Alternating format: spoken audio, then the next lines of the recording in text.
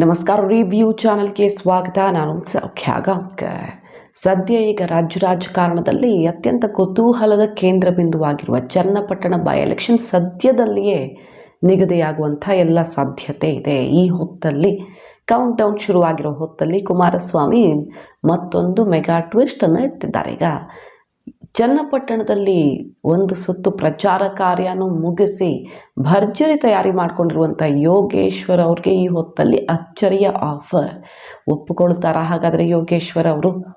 JDS BJP ಮೈತ್ರಿ ಅಭ್ಯರ್ಥಿ ಗೆಲ್ಲಿಸ್ಕೊಳ್ಳೇಬೇಕು ಅಂತ BJP ಮತ್ತು JDS ಇಬ್ಬರಿಗೂ ಅವರದ್ದೇ ಆದಂಥ ಕಾರಣಗಳಿರುವಾಗ, ಅತ್ಯಂತ ಪ್ರತಿಷ್ಠೆಯ ಕ್ಷೇತ್ರ ಆಗಿರುವಾಗ ಏನಿದು ಬೆಳವಣಿಗೆ? ಮಾಹಿತಿ ಮುಂದೆ ಇಡ್ತಾ ಇದ್ದೀವಿ. ಮಿಸ್ ಮಾಡಿದ್ರೆ ನಮ್ಮ ಚಾನಲ್ನ ಸಬ್ಸ್ಕ್ರೈಬ್ ಮಾಡಿ, ನಿಮ್ಮ ಅಭಿಪ್ರಾಯ ಕಮೆಂಟ್ ಮಾಡಿ ತಿಳಿಸಿ. ವೀಕ್ಷಕರೇ, ಕುಮಾರಸ್ವಾಮಿ ಅವರು ಈಗ ಈ ರೀತಿ ಹಠಕ್ಕೆ ಬಿದ್ದಿರೋದು ಯಾಕೆ ಅನ್ನೋದೇ ದೊಡ್ಡ ಪ್ರಶ್ನೆ. ಯಾಕಂದರೆ ಸ್ವಲ್ಪ ಹೆಚ್ಚು ಕಡಿಮೆ ಆದರೂ ಚನ್ನಪಟ್ಟಣ ಕ್ಷೇತ್ರ ಕೈತಪ್ಪಿ ಹೋಗಬಹುದು.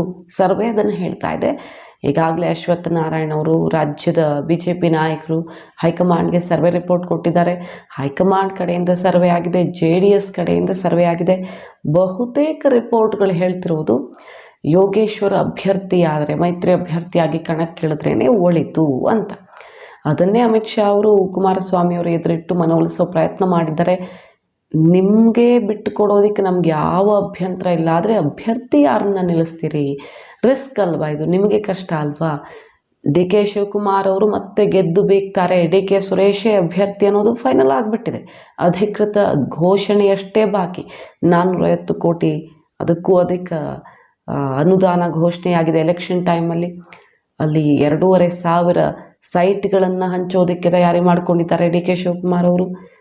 ಬಹಳಷ್ಟು ಇಂತಹ ಮಹತ್ವದ ಘೋಷಣೆಗಳು. ಅದರ ನಡುವೆ ನಗರಸಭೆಯ 13 ಜನ ಸದಸ್ಯರು ಏಕಾಏಕಿ ರಾತ್ರೋರಾತ್ರಿ ಕಾಂಗ್ರೆಸ್ ಸೇರ್ಪಡೆಯಾಗಿರೋದು JDSಗೆ ಆಘಾತವನ್ನು ಕೊಟ್ಟು ಇಷ್ಟೆಲ್ಲ ತಯಾರಿ ಮಾಡ್ಕೊಳ್ತಿದ್ದಾರೆ DK ಶಿವಕುಮಾರ್ ಅವರು. ಅಂಥದ್ರಲ್ಲಿ ಸಾಮಾನ್ಯ ಕಾರ್ಯಕರ್ತನನ್ನು ನಿಲ್ಲಿಸ್ತೀನಿ ಅಂದರೆ ಅದು ಬಿಗ್ ರಿಸ್ಕ್ ಆಗಬಹುದು. ಅಥವಾ ಕುಮಾರಸ್ವಾಮಿ ಅವ್ರದ್ದು ಬೇರೆಯದ್ದೇ ಏನಾದರೂ ಪ್ಲ್ಯಾನ್ ಇದೆಯೋ ಗೊತ್ತಿಲ್ಲ. ಈಗ ಒಂದು ಅಚ್ಚರಿಯ ಬೆಳವಣಿಗೆ ಆಗ್ತಾ ಇದೆ. ಹಾಗಾದರೆ ಯೋಗೇಶ್ವರ್ ಅವ್ರಿಗೆ ಬಂದಿರುವ ಆಫರ್ ಎಂಥದ್ದು? ಒಪ್ಕೊಳ್ತಾರ ಅವರು? ನಿಗಮ ಮಂಡಳಿ, ಕೇಂದ್ರ ಸರ್ಕಾರದ ವ್ಯಾಪ್ತಿಯಲ್ಲಿ ಬರುವಂಥ ನಿಗಮ ಮಂಡಳಿ ಅಧ್ಯಕ್ಷ ಸ್ಥಾನವನ್ನು ಯೋಗೇಶ್ವರ್ ಅವ್ರಿಗೆ ಕೊಡಿಸುವಂಥ ವ್ಯವಸ್ಥೆ ಮಾಡ್ತಿದ್ದಾರಂತೆ ಕುಮಾರಸ್ವಾಮಿ ಅವರು. ಅದಕ್ಕೆ ಒಪ್ಪಿಸೋದಕ್ಕೆ ಬಹಳ ದೊಡ್ಡ ಮಟ್ಟದಲ್ಲಿ ಪ್ರಯತ್ನ ಆಗಿದ್ದು ರಾಜ್ಯ BJP ನಾಯಕರ ಮೂಲಕವೇ ಯೋಗೇಶ್ವರ್ ಮನವೊಲಿಕೆ ಪ್ರಯತ್ನ ಆಗಿದೆ. ಹಾಗಾದರೆ ಕೇಂದ್ರ ಸರ್ಕಾರದ ವ್ಯಾಪ್ತಿಯಲ್ಲಿ ಬರುವಂಥ ಈ ನಿಗಮ ಮಂಡಳಿ ಬೋರ್ಡ್ ಅಧ್ಯಕ್ಷರಾಗೋದಕ್ಕೆ ಯೋಗೇಶ್ವರ್ ಅವರು ಒಪ್ಪಿಗೆ ಸೂಚಿಸ್ತಾರಾ? ಆರಂಭದಲ್ಲಿ ಯೋಗೇಶ್ವರ್ ಅವ್ರಿಗೆ ಹೈಕಮಾಂಡ್ ಕೂಡ ಪಾಠ ಮಾಡಿ ಕಳಿಸಿತ್ತು. ನೀವು MLC ಆಗಿದ್ದೀರಿ ಮತ್ತು ಹಠ ಮಾಡಿ ಕೂರಬೇಡಿ, ಅದು JDS ಕ್ಷೇತ್ರ, ಶಿಗ್ಗಾವಿಯಲ್ಲಿ ನಾವು ಬಿಟ್ಕೊಡೋಕ್ಕಾಗತ್ತಾ JDSಗೆ? ಅದೇ ರೀತಿ ಅವ್ರ ಕ್ಷೇತ್ರ ಅವ್ರು ಬಿಟ್ಕೊಡೋಕ್ಕಾಗಲ್ಲ ಅಂತ ಆದರೆ ಸರ್ವೆ ರಿಪೋರ್ಟ್ಗಳು ಅನಿವಾರ್ಯವಾಗಿ ಯೋಗೇಶ್ವರ ಅಭ್ಯರ್ಥಿ ಮಾಡಲೇಬೇಕು ಅನ್ನುವ ಮೆಸೇಜ್ ಕೊಡುವಂತಾಯಿತು. ಈಗ ಅದೇ ಕಾನ್ಫಿಡೆನ್ಸಲ್ಲಿ ಯೋಗೇಶ್ವರ್ ಅವರು ಸಿಕ್ಕಾಪಟ್ಟೆ ತಯಾರಿ ಮಾಡಿಕೊಂಡಿದ್ದಾರೆ. ಮನೆ ಮನೆಗೂ ಹೋಗಿ ಜನರನ್ನು ತಲುಪೋ ಕೆಲಸ ಮಾಡ್ತಿದ್ದಾರೆ. ಸರ್ವೆ ಸಮೀಕ್ಷೆಗಳ ಮೂಲಕ ಅವರು ರಿಪೋರ್ಟ್ ತೆಗೆದಿದ್ದಾರೆ. ಜನಾಭಿಪ್ರಾಯ ಸಂಗ್ರಹಕ್ಕೆ ಕ್ಷೇತ್ರದಲ್ಲಿ ಹೊಸದೊಂದು ಪ್ರಯತ್ನ ಶುರು ಮಾಡಿದ್ದಾರೆ. ಯಾವ ಕಾರಣಕ್ಕೂ ಬಿಡೋ ಥರ ಕಾಣಿಸ್ತಿಲ್ಲ. ಅಷ್ಟು ತಯಾರಿ ಮಾಡಿಕೊಂಡಿರೋ ಯೋಗೇಶ್ವರ್ ಅವ್ರಿಗೀಗ ಕುಮಾರಸ್ವಾಮಿ ಅವರು ಈ ರೀತಿ ಆಘಾತ ಕೊಡ್ತಿರೋದು, ನೀವು ಬೋರ್ಡ್ ಅಧ್ಯಕ್ಷರಾಗಬಿಡಿ, ನಮಗೆ ಸಪೋರ್ಟ್ ಕೊಡಿ ಅಂತ. ಯಾಕಂದರೆ ಏನೂ ಕೊಡದೆ ಅವ್ರಿಗೆ ಟಿಕೆಟ್ ಕೊಡಲ್ಲ ಅಂತ ಕೈ ಬಿಟ್ಟರೆ ಖಂಡಿತ ಹೊಡೆತ ಕೊಡ್ತಾರೆ. ಅಂತಿಂಥ ಹೊಡೆತ ಕೊಡಲ್ಲ. ಯೋಗೇಶ್ವರ್ ಬಲ ಇದೆ ಅಲ್ಲಿ. JDSಗೆ ಬಲ ಇದ್ದರೂ BJPಗೂ ಒಂದು ಬಲ ಇದ್ದರೂ ಯೋಗೇಶ್ವರ್ ಅವ್ರಿಗೆ ಅಲ್ಲಿ ಸಪ್ರೇಟಾಗಿ ಅವರದ್ದೇ ಆದ ವೈಯಕ್ತಿಕ ವರ್ಚಸ್ಸಿದೆ. ಹಾಗಾಗಿ ಅವ್ರನ್ನ ಅಧ್ಯಕ್ಷರನ್ನಾಗಿ ಮಾಡಿ ಸುಮ್ಮನಾಗಿಸುವ, ಅವರಿಂದನೂ ಸಪೋರ್ಟ್ ತಗೊಳ್ಳುವಂಥ ಪ್ರಯತ್ನದಲ್ಲಿದ್ದಾರೆ.